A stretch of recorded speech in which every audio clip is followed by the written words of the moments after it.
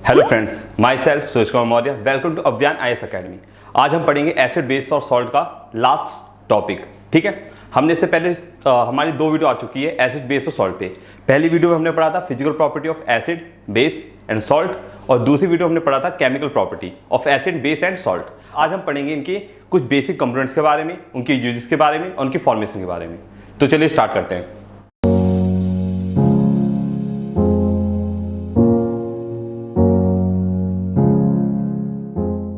आज हम पढ़ेंगे एसिड बेस एंड सॉल्ट के अंदर। सबसे पहले हम बात करेंगे इंडिकेटर्स के बारे में। हमने लास्ट टाइम इंडिकेटर्स के बारे में पढ़ा था, लेकिन हमने लास्ट टाइम इंडिकेटर्स में एक रेड लिटमस पेपर के बारे में पढ़ा था, एक ब्लू लिटमस पेपर के बारे में पढ़ा था, एक मिथाइल ऑरेंज और एक फिनोक्सिलिन, ठीक है, और एक रेड कैबिज के बारे में पढ़ा था, और हमने एक ऑनियन के बारे में पढ़ा था। आज हम पढ़ेंगे यूनिवर्सल इंडिकेटर के बारे में। ठीक है, universal indicator, universal indicator, universal indicator. देखिए, यूनिवर्सल इंडिकेटर हमारा है क्या? यूनिवर्सल इंडिकेटर असल में एक स्केल है जिसको हम बोलते हैं pH scale. PH scale, pH scale. इसके अंदर जो आपका पी है, पी का मतलब होता है, पी मीन्स पोटेंज, पोटेंज, जो कि हमारा क्या है, एक जर्मन वर्ड है। ठीक है,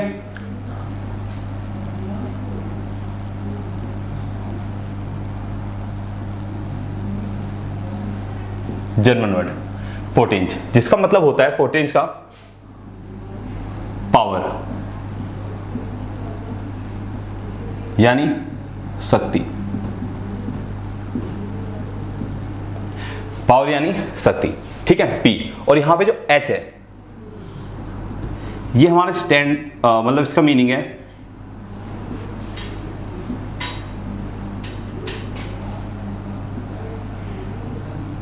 H प्लस कंसेंट्रेशन, यानी हाइड्रोजन, हाइड्रोनियम आयन, या बोल सकते हो हाइड्रोजन आयन की कंसंट्रेशन है। क्या बोल सकते हैं? Hydrogen ion, hydrogen ion. ठीक है, या तो बोल सकते हो हाइड्रोनियम आयन की कंसंट्रेशन है। यहां पे हाइड्रोनियम आयन, हाइड्रोनियम आयन। तो बात करते हैं। तो यहां पे देखो, हम बात करें यूनिवर्सल इंडिकेटर के बारे में। यूनिवर्सल इंडिकेटर होता क्या है? यूनिवर्सल इंडिकेटर बेसिकली क्या है, हमारा एक स्केल है जिसको हम बोलते हैं पीएच स्केल। पीएच स्केल का मीन क्या है? यहाँ पे पी मीन्स होता है पोटेंज, जो कि आपका एक जर्मन वर्ड है जिसका मतलब है पावर यानी शक्ति। दूसरा आपका एच, यहाँ पे ये एच का मीन्स क्या है? इसका मतलब होता है हाइड्रोजन आयन या हाइड्रोनियम आयन की कंसंट्रेशन, यानी हाइड्रोजन आयन की कंसंट्रेशन की हम क्या नापते हैं? पावर को देखते हैं कि कितनी पावर है किसी भी कंपोनेंट के अंदर। तो बेसिकली हमारा जो पीएच स्केल होता है, ये हमारा 0 से, या बोल सकते हो 0 से पूरा 14 तक होता है। जैसे एक स्केल होता है वैसे।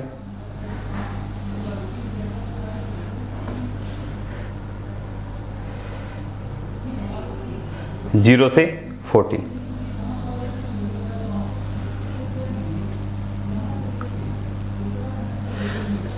हमारे एक स्केल है पीएच स्केल, ये हमारा होता है 0 से 14।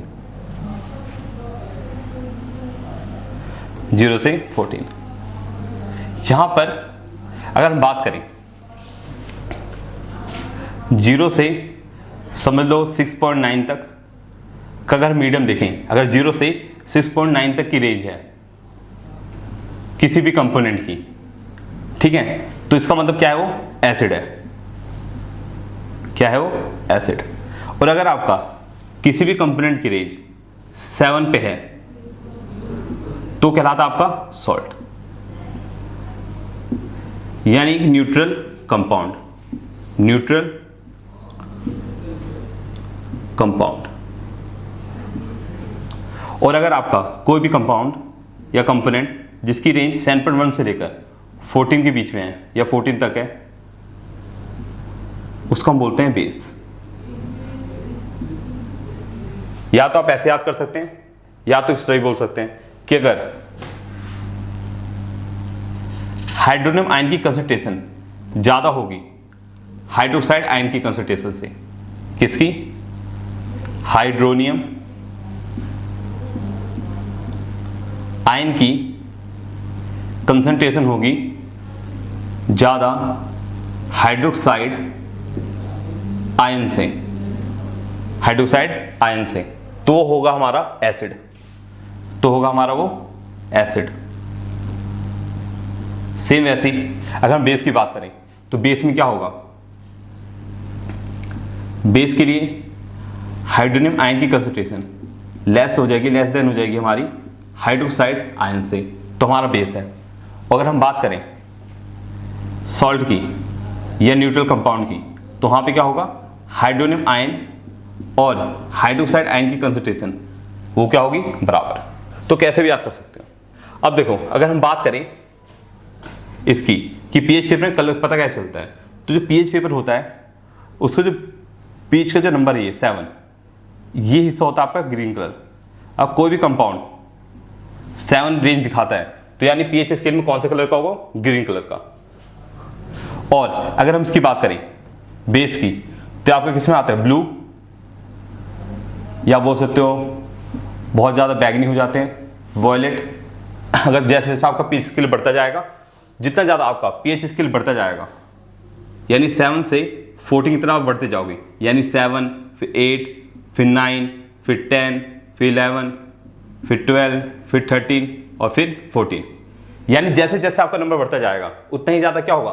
उसका बेसिक कैरेक्टर बढ़ता जाएगा, बेसिक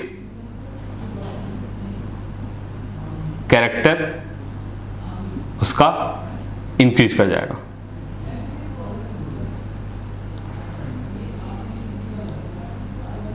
बेसिक कैरेक्टर उसका इंक्रीज कर जाएगा। यानी हम बोल सकते हैं, फिर से रिपीट करते हैं, यानी हम बोल सकते हैं कि भाई अगर कोई भी कंपाउंड न्यूट्रल है तो ग्रीन कलर देगा, ठीक है, यानी इसका रेंज होगा आपका 7 पे आएगा।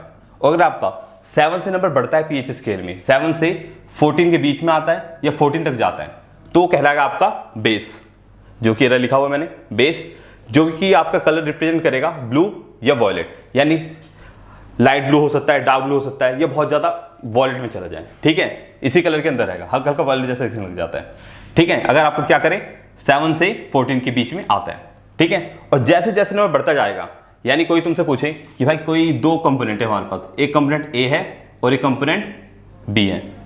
ए का हमारा पीएच की वैल्यू आ रही है भाई 12 और बी की आ रही है 14, तो यानी जिसकी वैल्यू आपकी ज्यादा होगी, जैसे यहाँ पे बी की वैल्यू ज्यादा है पीएच स्केल की, तो यानी इसका मतलब क्या है? ये ज्यादा बेसिक होगा, ठीक है। यानी हम कह सकते हैं जैसे जैसे नंबर बढ़ता है 7 से 14 की तरफ, वैसे वैसे क्या बढ़ता है? आपका बेसिक कैरेक्टर बढ़ता है किसी भी कंपोनेंट का, यानी उतना ही ज्यादा स्ट्रॉन्ग वो बेस होगा। और यहां पे क्या होता है, अगर हम बात करें 0 से 7 के बीच में, तो यहां पे एसिड जो होता है रेड कलर देता है, अगर बहुत ज्यादा स्ट्रॉन्ग एसिड है, नहीं तो ऑरेंज, येलो, इस तरह के कलर देता है। यानी जैसे जैसे आप इसका 7 से 0 की तरफ बढ़ोगे, यानी यहां पे क्या हो रहा है? नंबर डिक्रीज हो रहा है, नंबर डिक्रीज हो रहा है यहां पे 4 5 6, यानी 7 से अगर नीचे की तरफ आओगे 6 5 4 3 2 1, तो आपके क्या होगा? यहां पे एसिडिक कैरेक्टर बढ़ेगा, एसिडिक कैरेक्टर यहां पे आपका बढ़ेगा। यानी कुल मिला के देखा जाए, फिर से रिपीट करते हैं, अगर आपका सिंपल लाइन बोला जाए, अगर आप 7 से नीचे जाओगे, नंबर यानी घटता जाएगा, तो आपका एसिडिक कैरेक्टर बढ़ेगा, और अगर आपका 7 से बढ़ते जाओगे तो आपका बेसिक कैरेक्टर बढ़ेगा, ठीक है। तो ये है हमारा पीएच के बारे में कि पीएच स्केल होता क्या है, हम इसे आइडेंटिफाई कैसे करते हैं, ठीक है। हमने इसके अंदर क्या क्या पढ़ा कि भाई पीएच जो होता है आपका पीएच स्केल, उसको हम बोलते हैं यूनिवर्सल इंडिकेटर, यानी पूरे वर्ल्ड में यूज होता है इसे, इसका, और किसी भी इंडस्ट्री या किसी भी लैब के अंदर यूज कर सकते हैं, हर जगह यूज होगा, ठीक है। और यहाँ पे पी किसके लिए स्टैंड करता है? पी मीन्स हो जाता है पोटेंस, जो कि एक जर्मन वर्ड है जिसका मतलब होता है पावर। दूसरा क्या है हमारा? एच, एच क्या होता है आपका? हाइड्रोजन, इसका मतलब क्या है? H+ आयन की कंसंट्रेशन को नापना, ठीक है। हाइड्रोजन आयन बोलो या हाइड्रोनियम आयन, ठीक है। ये हो गया हमारा पीएच की फुल फॉर्म। और पीएच के अंदर मैंने क्या बताया, अगर 7 से नीचे जाओगे तो एसिडिक कैरेक्टर बढ़ेगा और 7 से ऊपर जाओगे तो बेसिक कैरेक्टर बढ़ेगा, ठीक है। और 7 से जैसे जैसे नीचे जाओगे उतना ही ज़्यादा एसिडिक कैरेक्टर इंक्रीज करेगा और 7 से जैसे जैसे ऊपर जाओगे वैसे बेसिक कैरेक्टर इंक्रीज करेगा। या आप दूसरी भाषा में क्या बोल सकते हैं, एसिड के लिए एसिड इस तरह भी लिख सकते हैं, अगर आपका हाइड्रोनियम आयन की कंसंट्रेशन ज़्यादा हुई किससे, हाइड्रोक्साइड आयन से, तो हमारा क्या कहलाएगा वो, एसिड। और अगर आपका हाइड्रोनियम आयन की कंसंट्रेशन क्या हुई, कम हुई किससे, हाइड्रोक्साइड आयन से, तो क्या कहलाएगा वो, बेस। और अगर आपका दोनों की कंसंट्रेशन बराबर हुई, हाइड्रोनियम आयन की भी और हाइड्रोक्साइड आयन की भी, तो क्या कहलाएगा आपको, सॉल्ट। तो जैसे याद करना वैसे याद कर सकते हैं, ठीक है। तो ये होगा हमारा पीएच स्केल। अब बात करते हैं हम कुछ बेसिक कंपोनेंट्स है इसके अंदर जिनके बारे में पूछा जाता है और डेली यूज पीएच का क्या होता है उसके बारे में पढ़ते हैं। तो देखो, अगर हम बात करें डेली यूज का पीएच का, तो जो पीएच है आपका उसका डेली यूज हम कैसे कर सकते हैं। पीएच वैसे 80-90 रुपये का आ जाता है पीएच स्केल। तो देखिए क्या है ये, देखिए पीएच स्केल का अगर डेली यूज जानना चाहते हैं, सबसे जो पहला टॉपिक आता है वो आता है हमारा एंटासिड, जो हमने लास्ट टाइम पढ़ा था। थोड़ा सा और पढ़ लेते हैं, याद कर लेते हैं। डेली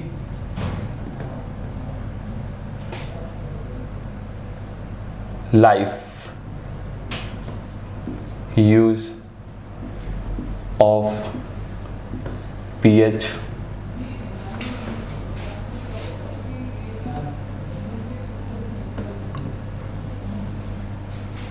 ठीक है, यानी डेली लाइफ में हम कैसे यूज कर सकते हैं पीएच पेपर का। तो देखिए, अगर बात करें डेली लाइफ की, तो सबसे पहला टॉपिक आता है आपका एंटासिड, जिसके बारे में हमने लास्ट टाइम मैंने थोड़ा डिस्कस किया था कि एंटासिड होता क्या है। एंटासिड होता है जो हमारी एसिडिटी को खत्म करता है। और एसिडिटी क्या होती है, ये हमने लास्ट टाइम पढ़ा था, हल्का सा याद कर लेते हैं। एसिडिटी क्या थी हमारी, एक्सेस प्रेजेंस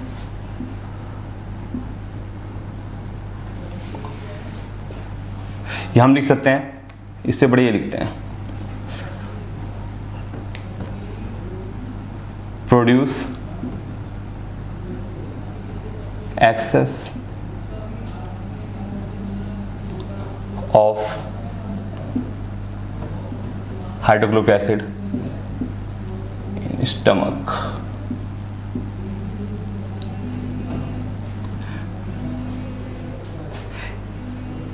ठीक है, यानी हम बोल सकते हैं एसिडिटी क्या होती है हमारी, जब बहुत ज्यादा मात्रा में किसका एक्सेस हो जाए, एक्सेस ऑफ हाइड्रोक्लोरिक एसिड। ठीक है, यानी बहुत ज्यादा मात्रा में हाइड्रोक्लोरिक एसिड अगर हमारे स्टमक में प्रोड्यूस हो जाता है तो हमें क्या हो जाती है, एसिडिटी। तो एसिडिटी को खत्म करने के लिए हम बेस का यूज करते हैं। ठीक है, तो उसे हम बोलते क्या है, एंटासिड। तो अगर हम बात करें कि होता क्या है, तो देखो ये हमने लास्ट टाइम पढ़ा था कि वह हाइड्रोक्लोरिक एसिड है। ठीक है, ये हमारे बहुत ज्यादा एक्सेस यानी बहुत ज्यादा मात्रा में रिलीज हो गया है हमारे स्टमक में। तो हम क्या करेंगे, HCl+ में अगर हम कोई बेस ले लें, जैसे मान लेते हमने ले लिया बेस जो हमारे बुक्स में है, सबसे पहला मैग्नीशियम हाइड्रोक्साइड, तो हमारा क्या बनेगा यहाँ पे MgCl2+ में वाटर। ठीक है,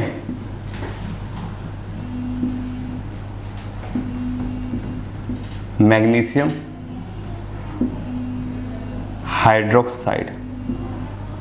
एसिड के बारे में पढ़े थे, तो एंटासिड क्या होता है हमारा, जब एसिडिटी क्या होती है, जब हमारे पेट में स्टमक में एसिडिटी हो जाती है। एसिडिटी का मतलब क्या है, बहुत ज्यादा प्रोडक्शन हो जाता है किसका, हाइड्रोक्लोरिक एसिड का, यानी प्रोड्यूस हो जाता है बहुत ज्यादा मात्रा में हाइड्रोक्लोरिक एसिड हमारे स्टमक में, तो उसको बोलते हैं एसिडिटी। तो एसिडिटी को खत्म करने के लिए हम किसका यूज करते हैं, हम एक बेस का यूज करते हैं। जैसे हमने यहाँ पे ले लिया मिल्क ऑफ मैग्नीशिया या मैग्नीशियम हाइड्रोक्साइड। ठीक है, मिल्क ऑफ मैग्नीशिया, इसको मोम भी कह सकते हैं, मिल्क ऑफ मैग्नीशिया।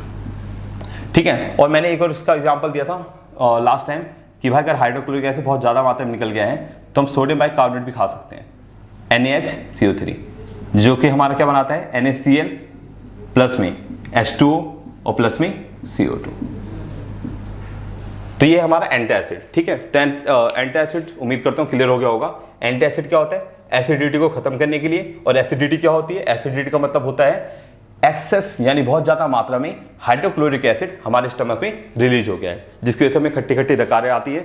इसको खत्म करने के लिए हम एक पावरफुल बेस लेते हैं। और बेस कौन सा लेते हैं हम? या तो मिल्को मैग्नीशिया ले सकते हैं, या हम इनो पीते हैं, या हम बेकिंग सोडा खा सकते हैं, जिसकी वजह से क्या होता है हमारा न्यूट्रल कंपाउंड फॉर्म होते हैं, जो कि क्या करते हैं हमारे स्टमक को न्यूट्रलाइज कर देते हैं। अब नेक्स्ट हमारा एंटासिड के बाद अगर हम बात करें तो नेक्स्ट आता हमारा, और हाँ इसका जो हमारा स्टमक के अंदर जो हाइड्रोक्लोरिक एसिड होता है, इसकी pH की वैल्यू होती है 3 से 4 के बीच में होती है, 3 to 4 इसके बीच में काम करता है, ठीक है। अब बात करते हैं नेक्स्ट हमारा टूथ डीके क्या होता है। तो देखो अगर हम बात करें नेक्स्ट टॉपिक हमारा टूथ डीके। तो टूथ डीके क्या होता है? यहां पे भी सेम है। अगर हमारी माउथ की बात करें, अगर उसके अंदर हमारे अगर pH की वैल्यू 5.6 से नीचे की तरफ जाएगी तो यानी क्या होगा? एसिडिक कैरेक्टर बढ़ जाएगा। तो उसी सब वजह से हमारी जो टूथ होते हैं, यानी हमारा जो माउथ होता है, अगर माउथ के अंदर की बात करें तो उस माउथ के अंदर हमारा एसिडिक कैरेक्टर बढ़ने लग जाता है, ठीक है। क्या बढ़ने लग जाता है? एसिडिक कैरेक्टर हमारा इंक्रीज कर देता है। फिर से रिपीट करते हैं। देखो अगर हमारा बात करें माउथ की, ठीक है, हमारा जो माउथ होता है उसके अंदर बहुत सारे बैक्टीरियास होते हैं, ठीक है। वो हमारे क्या करते हैं? एसिड प्रोड्यूस करते हैं, जिसकी वजह से हमारा जो माउथ होता है उसका जो एसिडिक मीडियम होता है, मतलब हमेशा एसिड मीडियम में ही होता है, ज़्यादा 6.8 से लेकर मतलब 6.8 या 5.6 इनके बीच में रहता है, 5.6 से लेकर 6.8 के बीच में। फिर होता क्या है? इसकी वजह से हमारा जो माउथ होता है उसके अंदर हमारा एसिडिक कैरेक्टर हमेशा बना रहता है। लेकिन अगर ये 5.6 से नीचे चला जाए तो हमें क्या हो जाता है? टूथ डीके हो जाता है। टूथ डीके कहने का मतलब ये है कि दांत खराब हो जाते हैं, गलने से लग जाते हैं, ठीक है। लेकिन इसको बचाने के लिए हम क्या करते हैं? हम ब्रश करते हैं। तो जो ब्रश करते हैं तो उसके अंदर आपने देखा होगा कि ब्रश करने की वजह से जो हम ब्रश करते हैं उसके अंदर हम लोग कोलगेट या कोई से भी टाइप का डाबर रेड टूथपेस्ट यूज करें या कोई सा भी कोलगेट जैसा कुछ भी यूज करते हैं, तो जो कोलगेट होता है उसके अंदर होता क्या? हमारा बेस होता है। क्या होता है उसके अंदर? बेस, ठीक है। हमारे माउथ में है बैक्टीरिया जो क्या प्रोड्यूस करे? एसिड प्रोड्यूस करे, ठीक है। और कोलगेट जो हम करते हैं उसके अंदर क्या हमारा? बेस है। तो जो एसिड और बेस मिलकर क्या कर देते हैं? न्यूट्रलाइज कर देते हैं, जिसकी वजह से क्या होता है? जो pH की वैल्यू होती है हमेशा 5.6 से नीचे नहीं जाती। अगर 5.6 से नीचे चली जाएगी तो हमारा क्या होगा? एसिडिक कैरेक्टर बढ़ जाएगा, और एसिडिक कैरेक्टर बढ़ने से हमारे दांत क्या होंगे? वीक हो जाएंगे, ठीक है, गलने से लग जाएंगे, जिसकी वजह से हमें क्या होगा? इसका मतलब टूथ डीके हो गया हमें, ठीक है। लेकिन अगर हम ब्रश करते रहेंगे तो हमारा क्या होगा? बेस और एसिड मिलकर क्या करेगा? एक न्यूट्रल कंपाउंड बनाएगा, जिसकी वजह से क्या होगा? हमारा जो माउथ का pH वैल्यू है वो हमेशा क्या रहेगा? pH 5.6 से कभी भी नीचे नहीं जाएगा, हमेशा 5.6 से ऊपर ही रहेगा। यानी हमेशा क्या रहेगा? ऐसे मीडियम में रहेगा जिसके अंदर हमारा माउथ काम कर सके और हमें टूथ डीके ना हो। तो यानी याद रखना, यानी टूथ डीके क्या होता है? टूथ डीके का मतलब है अगर हमें माउथ का pH स्केल 5.6 से नीचे गिर जाता है तो हमें क्या हो जाता है? टूथ डीके, जिसके अंदर हमारे मुंह के अंदर खराबियां लग जाती हैं, दांत हमारे थोड़े गलने से लग जाते हैं, ठीक है। यानी हमारे मुंह का जो एसिडिक कैरेक्टर है वो हमका इंक्रीज कर जाता है। तो उसको बराबर करने के लिए हम क्या करते रहते हैं? ब्रश करते हैं, जो कि क्या होता है? उसके अंदर बेस होता है, और बेस और एसिड मिलकर क्या करते हैं? हमारे माउथ को न्यूट्रलाइज कर देते हैं, यानी मुंह हमेशा क्या रहेगा? न्यूट्रल फॉर्म में लाने की कोशिश करते हैं। तो देखो ये तो हो गया हमारा टूथ डीके। अब बात करते हैं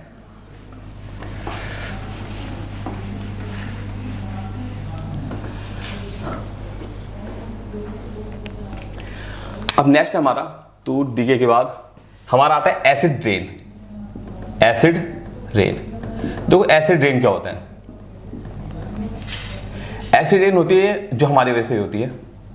देखो एसिड रेन का मतलब होता है जो बारिश होती है ना, उसकी pH वैल्यू अगर 5.6 से, उसकी pH वैल्यू अगर 5.6 से क्या हो जाए? नीचे की तरफ गिर जाए। यानी 5.6 से नीचे जाने का मतलब ये है 5.3, 5.4, 5.5 बोल दो, या 5.2, यानी नीचे की तरफ जाए। नीचे की तरफ जाने का मतलब क्या है, फिर से एसिडिक कैरेक्टर हमारा क्या हो गया, बढ़ गया। एसिडिक कैरेक्टर हमारा बढ़ गया। जैसे अभी हमने पढ़ा था, अभी मैंने बताया था कि भाई अगर आपका 0 से 6.9 तक एसिडिक कैरेक्टर होता है, इसका मतलब क्या है, वो एसिड है। और जैसे जैसे नंबर मतलब नीचे की तरफ गिरता है, यानी जितना नंबर छोटा होता जाता है उतना ही एसिडिक कैरेक्टर बढ़ता जाता है। ठीक है, तो एसिड रेन क्या होती है आपकी, अगर एसिड रेन का मतलब यह है कि बारिश का जो पानी है उसकी पीएच वैल्यू 5.6 से नीचे की तरफ चली गई, तो उसका मतलब क्या है, वो एसिडिक कैरेक्टर हमारा बढ़ जाएगा। ठीक है, यानी एसिडिक कैरेक्टर हमारा ज़्यादा हो जाएगा। और ये होता क्यों है, हम जितनी भी गाड़ी वगैरह चलाते हैं उसकी वजह से क्या होता है, धुआं होता है। ठीक है, उसके अंदर हमारी बहुत सारी गैसें रिलीज होती है, जैसे कार्बन डाइऑक्साइड, ठीक है, सल्फर डाइऑक्साइड, सल्फर ट्राइऑक्साइड, ठीक है, नाइट्रोजन डाइऑक्साइड, ऐसी बहुत सारी गैसें रिलीज होती है जो क्या करती है, ऊपर जाके वाटर के साथ रिएक्ट कर लेती हैं। और जब ये वाटर के साथ रिएक्ट करती है तो उसको क्या बना देती है, उसके साथ एसिडिक कैरेक्टर आ जाता है। हमने पढ़ा है ना कि जो हमारी इनकी ऑक्साइड्स होती हैं, ये क्या होती हैं, एसिडिक होती हैं। नॉन मेटेलिक ऑक्साइड हमारी क्या होती हैं, नॉन मेटेलिक ऑक्साइड क्या होती हैं, नॉन मेटेलिक ऑक्साइड का जो नेचर होता है हमारा होता है एसिडिक, एसिडिक इन नेचर। देखो हम जब भी कोई गाड़ी वगैरह ये सब चलाते हैं, उनके अंदर से बहुत सारे पॉल्यूशन, मतलब बहुत तरह के धुएं निकलते हैं। ठीक है, जैसे एग्जांपल मैंने कुछ दिए हैं, ठीक है, carbon dioxide gas, sulphur dioxide, sulphur trioxide, ठीक है, तो ये सब निकलते हैं। इससे से क्या होता है, ये आपका जाते हैं और ऊपर वाटर के साथ रिएक्ट कर लेते हैं। उनका नेचर ही क्या होता है, एसिडिक होता है इनका नेचर। क्यों, ये सारे क्या नॉन मेटल हैं, कार्बन नॉन मेटल है, सल्फर नॉन मेटल है, ये भी सल्फर है non metal, nitrogen non metal.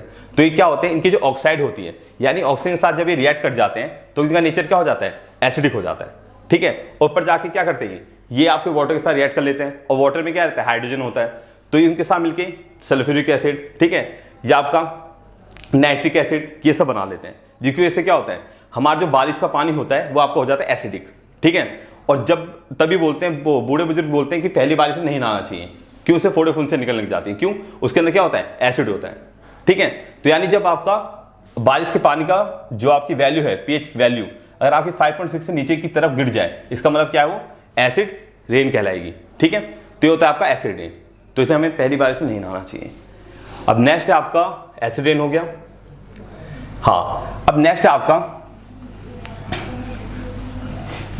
एक पौधा होता है बी स्टिंग, बी होता है, अगर वो बी मधुमक्खी होती है, अगर हमें काट ली, यानी बोल सकते हो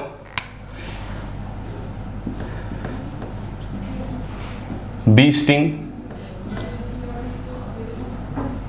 और एक पौधा होता है नेटल का, नेटल एक पौधा होता है, अगर ये काट ले या इसके पौधे के हम करीब जाएं और हमें कुछ लग गया इसके पौधे से, स्क्रैचेस आ गए, तो ये दोनों मिलके ना, मतलब ये दोनों ही सेम एसिड निकालते हैं, रिलीज करते हैं, जिसको हम बोलते हैं मिथेनोइक एसिड।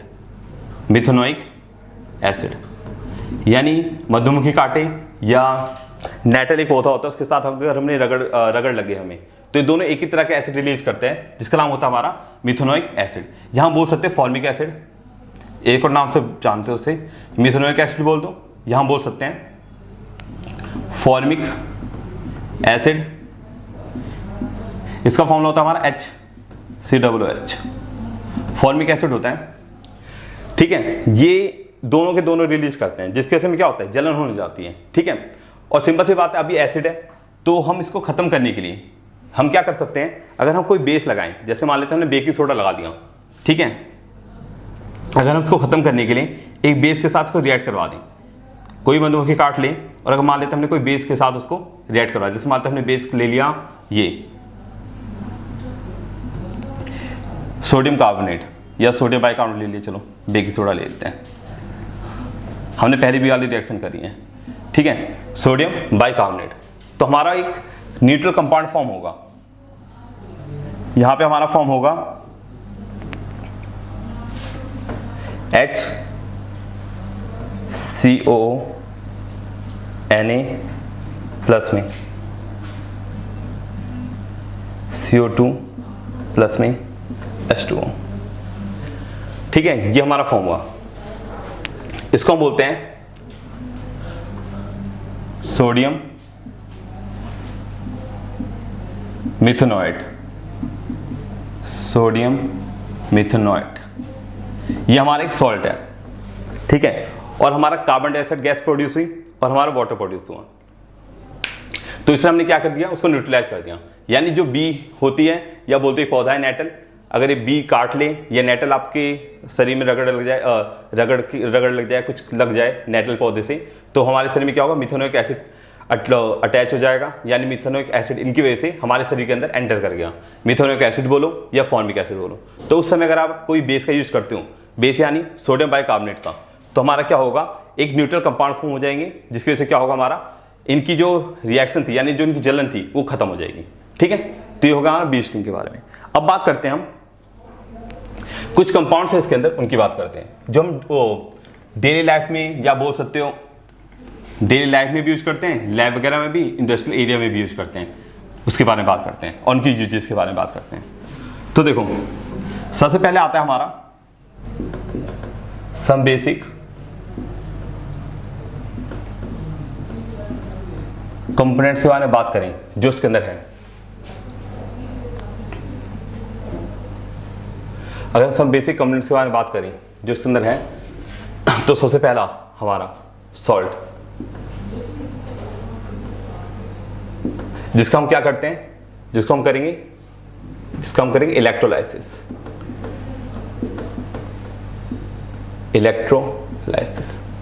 इसका हम करेंगे इलेक्ट्रोलाइसिस। ठीक है, और अगर हम सॉल्ट का इलेक्ट्रोलाइसिस करते हैं तो उस प्रोसेस को बोलते हैं हम क्लोर एल्कली प्रोसेस। तो चलो जानते हैं क्या है।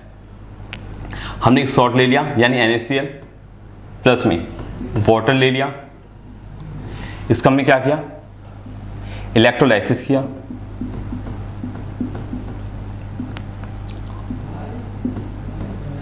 इलेक्ट्रोलाइसिस करने पे हमारा प्रोड्यूस हुआ सोडियम हाइड्रोक्साइड प्लस में Cl2 प्लस में H2।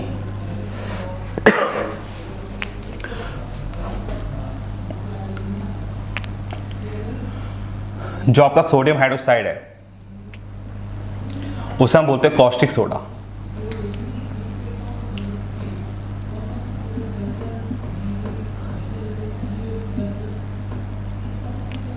Caustic soda. देखो, सोडियम क्लोराइड का हमने इलेक्ट्रोलाइसिस किया, और इलेक्ट्रोलाइसिस जो होता है वाटर के अंदर, सिंपल सी बात है, में डालेंगे इसको तभी हमारा डिवाइड होगा। ठीक है, तो हमने वाटर के अंदर इसका इलेक्ट्रोलाइसिस किया तो हमारा प्रोड्यूस हुआ सोडियम हाइड्रोक्साइड, क्लोरीन और हाइड्रोजन गैस। इस प्रोसेस को हम बोलते हैं chlor alkali process. Chlor alkali process. The chlor alkali process में हम इसका करते क्यों हैं, मतलब सिंपल सी बात है, अगर हमने सोडियम क्लोराइड का इलेक्ट्रोलाइसिस किया है और हमने सोडियम हाइड्रोक्साइड बनाया है और क्लोरीन और हाइड्रोजन गैस बनाई है, तो उसका हम कहीं ना कहीं यूज करते होंगे। हम कुछ भी बनाते हैं तो उसका हमारा कुछ यूज होता है। तो अगर मैं इसकी यूज की बात करूं, यूज कि भाई हम इसका कहाँ के यूज करते हैं, तो सबसे पहले आता है हमारा सोडियम हाइड्रोक्साइड यानी कॉस्टिक सोडा। इसका यूज होता है हमारा सोप और डिटर्जेंट बनाने में, सोप एंड डिटर्जेंट बनाने में।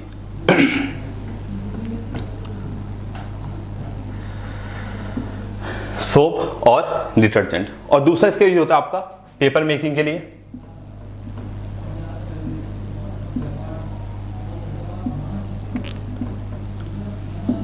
ठीक है, सोप, डिटर्जेंट मेकिंग और पेपर मेकिंग। ठीक है, और हमारा अगर हम बात करें क्लोरीन की,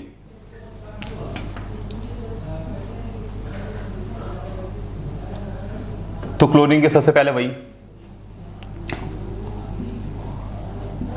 वाटर ट्रीटमेंट,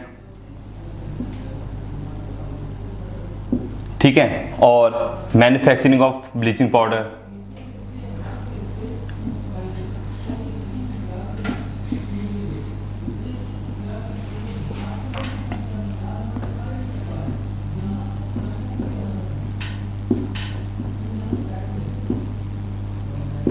ठीक है, या पीवीसी वायरिंग के अंदर यूज होता है, यानी पॉली विनाइल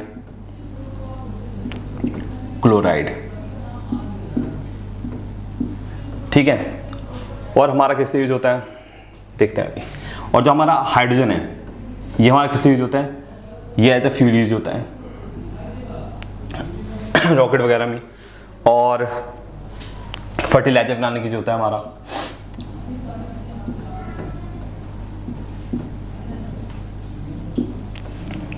ठीक है,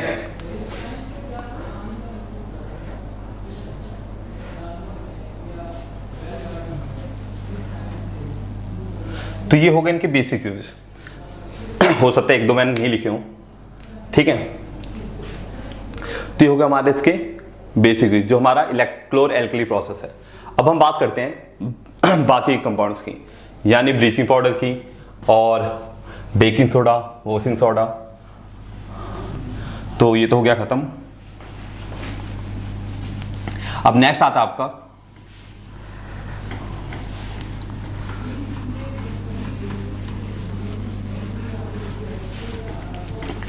वॉशिंग सोडा, ब्लीचिंग पाउडर। अब नेक्स्ट है आपका ब्लीचिंग पाउडर।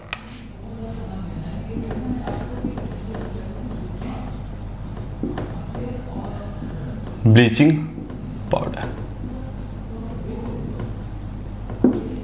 देखो ब्लीचिंग पाउडर की हम बात करें तो ब्लीचिंग पाउडर बोलो या बोलो calcium oxy chloride, calcium oxy chloride. ठीक है, ब्लीचिंग पाउडर बोलो या कैल्शियम ऑक्सी क्लोराइड। इसका फॉर्मूला ये बनता कैसे है, प्रिपेयर कैसे होता है। ये हमारा कैल्शियम हाइड्रोक्साइड, क्लोरीन Cl2, इन दोनों को मिलाने पे हमारा बनता है कैल्शियम ऑक्सी क्लोराइड, यानी ब्लीचिंग पाउडर प्लस में H2O, वाटर हमारा रिलीज हो जाता है। तो ये हमारा क्या, ब्लीचिंग पाउडर। ठीक है, अगर हम बात करें तो इसका क्या है, ये कॉमन नेम है। ठीक है, और इसका क्या हमारा IUPAC नेम है। ठीक है, ये क्या है इसका हमारा IUPAC नेम। ये हो गया हमारे some basic component of bleaching powder. तो आज हमने वैसे तो सम बेसिक कंपोनेंट स्टार्ट किया है, अभी इसके बारे में हम पढ़ेंगे और भी चीज़ें। अभी हमारा बेकिंग सोडा बचा है, वॉशिंग सोडा बचा है, POP बचा है, प्लास्टर ऑफ पेरिस, और अभी मेरे को भी बताना है लास्ट चीज़ को बतानी है। मैं थोड़ा वो लिखवा दूंगा, क्या कहते हैं कि हमारी डेली लाइफ में मतलब pH की वैल्यू हम जो कंपाउंड्स यूज़ करते हैं उसके बारे में भी लिखवा दूंगा कि एप्पल वगैरह में या कौन से, मतलब एप्पल हो गया या टमाटर हो गया या कोई सा भी किस्म कौन सा एसिड पाया जाता है, उसकी pH वैल्यू क्या होती है। ठीक है, तो इन सब के बारे में हम नेक्स्ट क्लास में बात करेंगे। आज की क्लास हम यही डन करते हैं, आज हो नहीं पाएगा इतना ज़्यादा। ठीक है, तो अगर आपको थोड़ा बहुत आज कुछ भी समझ में आया हो, ठीक है, तो प्लीज़ वीडियो को लाइक करें, शेयर करें और हाँ, चैनल को सब्सक्राइब करें। थैंक यू, धन्यवाद।